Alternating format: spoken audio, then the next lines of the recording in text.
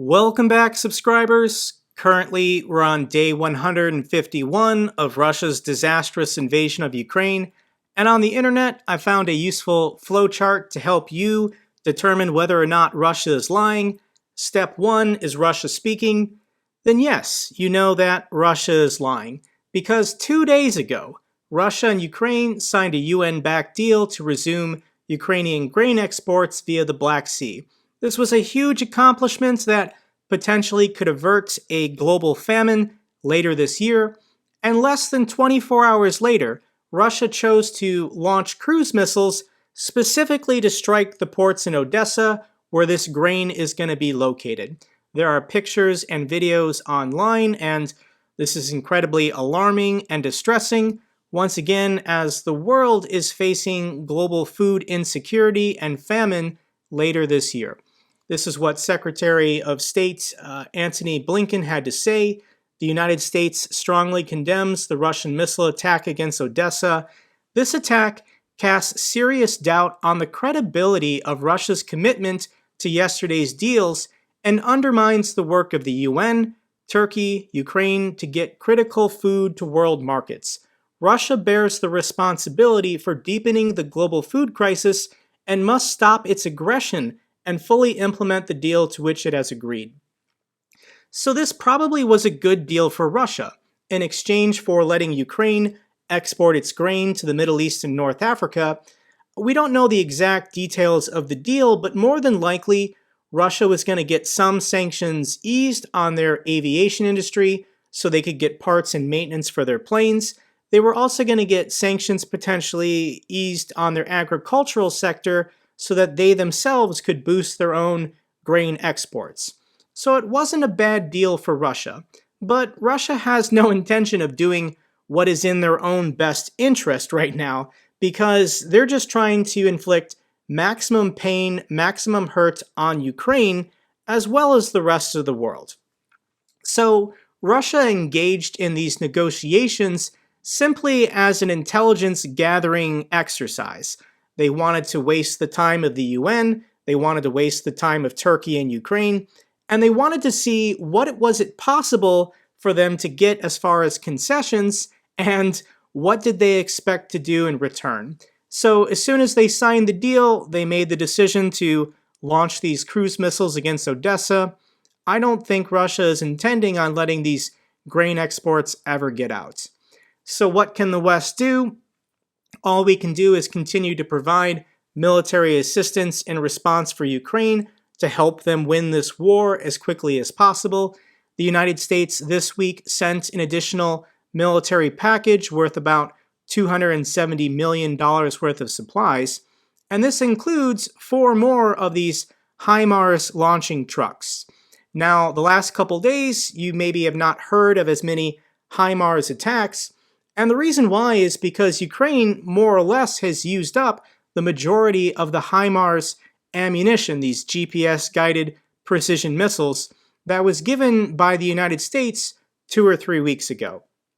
So it's very important that the United States can manufacture and deliver as many of these GPS-guided missiles for the HIMARS launchers as possible. In the comments section, I keep hearing people say, why are we only sending 4, 8, 12, 16 trucks? Let's send them 50, let's send them 100. The limitation is not the launchers, it's not the trucks, it's the missiles. How many missiles can the United States produce and ship over there for these trucks to launch?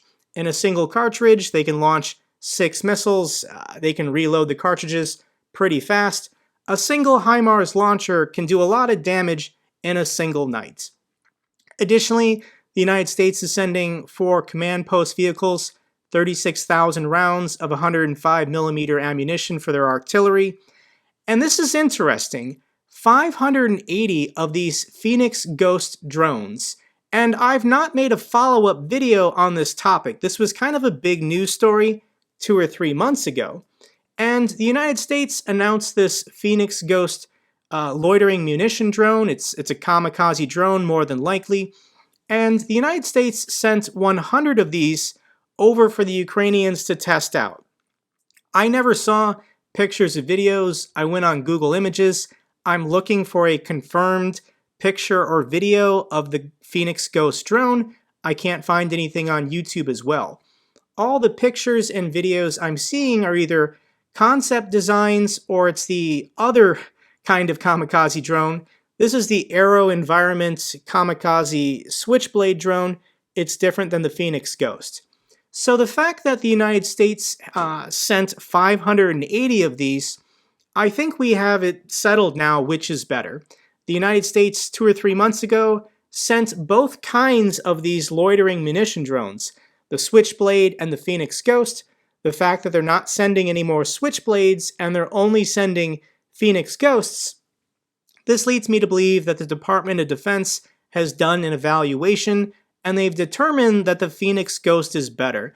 This is the drone that they greenlit in order to mass produce to supply to the Ukrainians. But the mystery is still, what does it do? And if they're sending 580, potentially it's a kamikaze drone that can take out a tank or an armored vehicle. But even if it's just taking out trucks, the trucks that resupply munitions from the depots to the artillery units on the front lines, taking out 580 trucks would make a difference in this war. These munition drones could also be actually taking out the artillery units themselves. Once the guns start firing, their position is known. The Ukrainians on the front lines can scramble these into the air and then just nose bomb, dive bomb into the artillery piece in order to destroy it. But 580 is a huge number, and that's pretty exciting, potentially knowing that in 2-3 weeks more time, more of these Phoenix Ghost drones will arrive. Next piece of news is kind of bizarre, but an airbase in Syria was bombed by Israel that supposedly was storing Iranian drones that Russia wanted to buy. So once again, lots of countries involved in this incident. But Israel destroyed a factory of Iranian drones in Syria that Russia wanted to buy. Okay, so there's a very bizarre military alliance currently between Syria, Iran, and Russia. And Russia is desperate to get military assistance from Iran. That's why Putin himself went to Tehran this week. And for whatever reason, Iran was manufacturing these drones in Syria. And Israel decided to bomb this factory. I think Israel has been very careful not to be critical of Russia's war in Ukraine because Israel doesn't want to see Russia become more of an anti-Semitic state. They don't want to see the Jewish population in Russia face further persecution. So Israel has been very careful about what they've been saying, but if Israel wants to start bombing Syrian military targets that could potentially help Russian forces, I'm going to give this a big thumbs up. Yesterday, the Ukrainian army made a high-precision hit with a HIMARS missile on a court building in occupied Lysychansk, where about 50 high-profile Russian military personnel were gathered at the moment. This was confirmed by intelligence and the head of the Luhansk military administration. And I didn't really stop and reflect on this point until I saw this headline, but thousands of Russian military officers have been taken out by Ukrainian troops since Putin's forces invaded about 6 months ago. This is according to a US official. And in the news, we all hear about when a Russian general is killed. I think the confirmed count is close to 13 or 14 Russian generals. An additional 40 or 50 Russian colonels have been killed. But when you go down the officer chain of command and think about how many CGOs, how many company-grade officers have been killed, since its invasion of Ukraine, Russia has lost thousands of lieutenants and captains. And for those of you who don't know my history, know my backstory, I served for 6 years on active duty in the United States Air Force. I was a nuclear and missile operations officer. I served, as a lieutenant for 4 years, promoted for captain for 2. And I'm trying to fathom a conflict or an offensive war in which we invaded another country, And thousands of my peers, thousands of other CGOs, lieutenants, and captains were killed within 6 months. People I potentially commissioned with, went to tech school with, trained and deployed with. I don't understand how the Russian military can continue to function with this high casualty rate. Does anyone have time to mourn for all of these officers lost? Nobody cares about the conscripts or the contract soldiers. These are mostly poor Russian citizens from the rural regions. But the officer corps, these really should be true Russians from maybe St. Petersburg or Moscow that attended their best universities prior to commissioning. These are the future leaders of Russia currently being slaughtered in Ukraine. Thousands of lieutenants and captains, potentially in their 20s, that are never going to grow up to become the future military leaders of the Russian military. It's just astonishing to me, and I just can't fathom how the Russian state continues to operate like this. Next story I want to share with you is that President Zelenskys' wife came to the United States and visited. Her name is Olena, and she talked about how her son, who was once into arts, now wants to be a soldier. Before the war, Ukrainian President Vladimir Zelenskys' son liked to dance and play sports and music, activities typical of a 9-year-old, but with the war going on, with Russia invading, all he thinks about now is potentially one day being a soldier. And I think President Zelensky's wife, she married a politician, potentially knowing that she would have to go into the public life. But Zelensky is the prior comedian and actor, comfortable and used to being in front of the cameras. And for Zelensky, he can't leave the country. He can't make an in-person visit to London, Paris, Berlin, or Washington, D.C. It would be inappropriate for him to leave the country in a time of war. But his wife could definitely serve as a goodwill ambassador for Ukraine. This is what she did visiting members of Congress this week in the United States. So I think she has a lot of potential. She's probably not comfortable giving public speeches or making public appearances, but just showing up and privately meeting with members of parliament or members of Congress. I think this could do a lot of good for, once again, keeping the spotlight on maintaining support for Ukraine. But when we think about the generation of Ukrainian children currently being affected and molded by this war, I had the thoughts, how many teenagers, how many boys between the ages of 15 and 19 are there currently in Ukraine? And according to their population demographics, there's close to 1 million. So this war has been going on for 6 months. How many Ukrainian 17-year-olds are there that have been watching the destruction of their country? They just turned 18, and they're deciding it's their moment in time to step up to defend their nation. They want to join the military. They want to join a guard unit or a territorial defense unit. When you look at these numbers, between the ages of 20 and 24, 1.1 million boys, men, that could potentially help defend Ukraine. Just an interesting statistic, something to think about. The next news clip I want to show you aired on Russian state TV, and the broadcaster aired this map in order to scare Russian viewers that potentially outside forces, the West, wants to break up the Russian Empire. So let's watch this clip. It's about 40 seconds long, and then talk about and think about this map. Есть у них там правительственная структура под названием Комиссия по безопасности и сотрудничеству в Европе. Ее еще называют Хельсинкская комиссия США. Так вот, менее месяца назад этот правительственный орган выдал проект под названием «Деколонизация России. Нравственный и стратегический императив». Для наглядности тут же карта, где нас режут на 17 кусков и кусочков. Есть крупные. Республика Россия, например, Коми, Уральская республика, все отдельные государства. Далее Республика Сибирь, Республика Саха, Дальневосточная республика. Потом государство помельче, Бурятия, Тува и Алтай. This map put out by the Helsinki Commission is interesting, and once again, it was aired on Russian state TV to scare the average Russian viewer.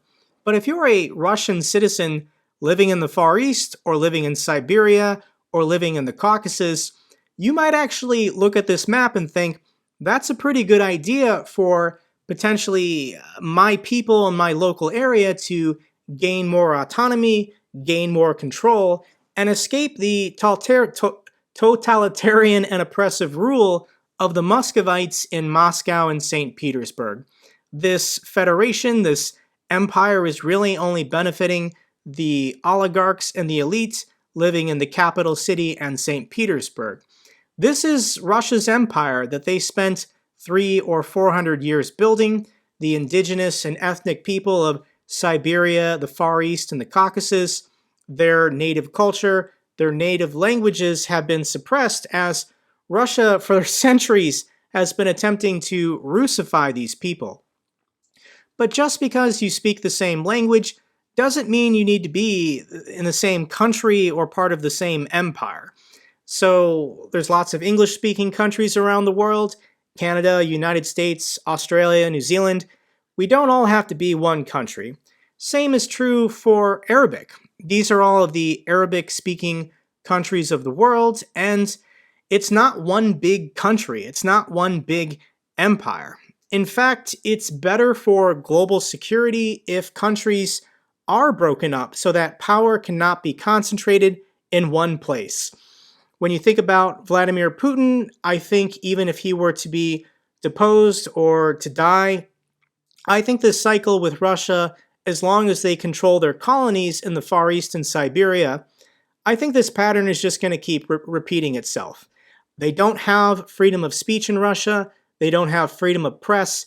They have power concentrated with a large military and 6,000 deployed nuclear warheads. I think more and more we should be having this open discussion about breaking up the Russian Empire so they stop threatening their neighbors. They stop this pattern of aggression to expand beyond their own borders. So, will Russia be decolonized? And it doesn't have to be if they just chill and stop threatening people. But I just think that the way that they're structured, their entire culture and economy and system of government, it just leads towards authoritarianism and oppression. And the only way to make it stop is to break up Russia. So this is a discussion that I think the world will be having going forward in the future. Let's wrap up this video with some fun pics and videos. And I saw this online. This is a woman's garden, and this is a reality of Ukraine. And you have to now plant your vegetable garden around destroyed Russian tanks, destroyed Russian armor. I'm sure when the war is over, someone can eventually show up and pick up this tank. But in the meantime, this is where your cabbage patch has to be planted. And this looks pretty nice. These are some pretty nice cabbages. Final video I want to share with you is of a Ukrainian defender coming home for a visit, and there was one member of the family especially happy to see him.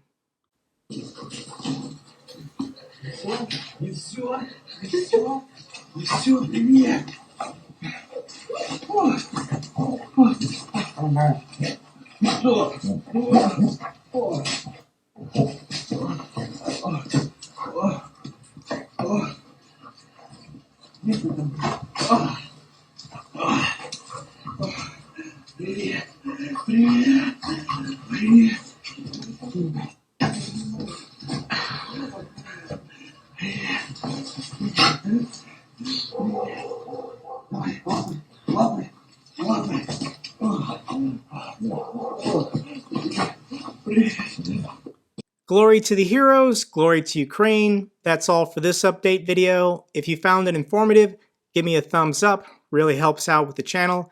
Any comments or questions, or you know something I don't, let me know down below. I love hearing from you guys. Till the next video, take care, be safe.